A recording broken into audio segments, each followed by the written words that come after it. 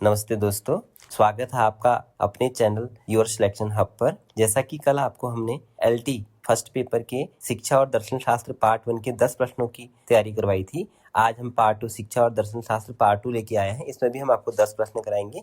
तो चलो शुरू करते हैं।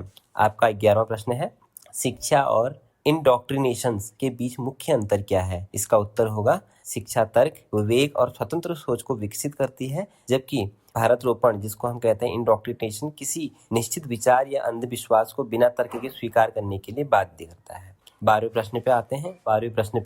12वां प्रश्न है, भारतीय संविधान की प्रस्तावना में शिक्षा के माध्यम से किस मूल उद्देश्य को प्राप्त करने का प्रावधान है? इसका उत्तर है, सामाजिक, आर्थिक और राजनीतिक न्याय, विचार अभिव्यक्ति और विश्वास की स्वतंत्रता, समता और बंधुत्व, इक्वलिटी और फ्रेटर्निटी। ये इसका आंसर है। अगला क्वेश्चन नंबर 13 में जाएंगे हम। समाजशास्त्रीय अवधारणा के अंतर्गत संस्कृतिकरण शब्द किसने दिया था? बहुत महत्वपूर्ण प्रश्न है ये। उत्तर MN श्रीनिवास। और संस्कृतिकरण शब्द है क्या? ये कोई, जैसे इसमें है, कोई निचली जाति या समूह किसी उच्च जाति की जीवन शैली, रीति रिवाजों और मूल्यों को अपनाकर समाज में अपनी स्थिति सुधारने का प्रयास करता है, तो इसी को हम संस्कृतिकरण कह देते हैं। तो अगला प्रश्न संख्या 14 में जाएंगे। शिक्षा के सार्वभौमिकरण, यूनिवर्सलाइजेशन ऑफ एजुकेशन से क्या तात्पर्य है? इसका उत्तर है, देश के प्रत्येक बच्चे तक बिना किसी भेदभाव के समान गुणवत्ता वाली प्रारंभिक शिक्षा की पहुंच सुनिश्चित करना। इसी को हम कहते हैं सार्वभौमिकरण। ठीक है। अगला आपका 15वां प्रश्न पे जाते हैं। बहुभाषी कक्षा, मल्टीलिंगुअल क्लासरूम में बहुभाषी दृष्टिकोण एक शिक्षक के लिए किस रूप में कार्य करता है? इसका उत्तर होगा, एक संसाधन, रिसोर्सेज के रूप में काम करता है वो।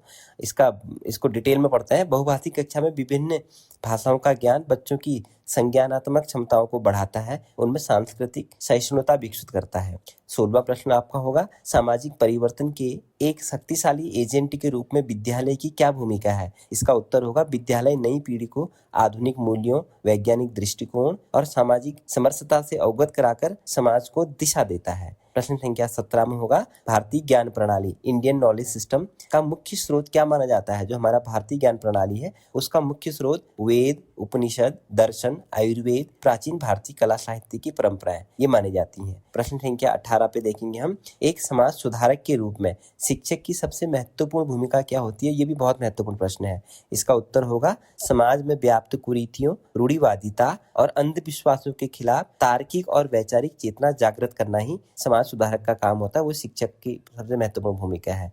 प्रश्न संख्या 19 में देखिए, पर्यावरण शिक्षा, इन्वायरमेंटल एजुकेशन का मुख्य शैक्षिक उद्देश्य क्या है? इसका उत्तर होगा, विद्यार्थियों में पर्यावरण के प्रति संवेदनशीलता, पारिस्थितिकी संतुलन की समझ और संपोषणीय विकास, सस्टेनेबल डेवलपमेंट की भावना जागृत करना, यही पर्यावरण शिक्षा का मुख्य उद्देश्य है। इस सीरीज का लास्ट प्रश्न है, प्रश्न संख्या 20, मूल्य संवर्धन, वैल्यू एजुकेशन में परिवार की क्या स्थिति होती है? तो परिवार तो सबको पता ही है, परिवार बच्चे की प्रथम पाठशाला होता है, जहां हम औपचारिक रूप से नैतिक और सामाजिक मूल्य बच्चा वो सीखता है। तो ये दोस्तों आज का मेरा पार्ट 2 था। कल मैं पार्ट 3 के साथ फिर आपको हाजिर होऊंगा। अगर आपको वीडियो थोड़ा सा भी पसंद आ रहा है तो मेरे चैनल को लाइक करें, सब्सक्राइब करें, अपने दोस्तों से शेयर करें। धन्यवाद।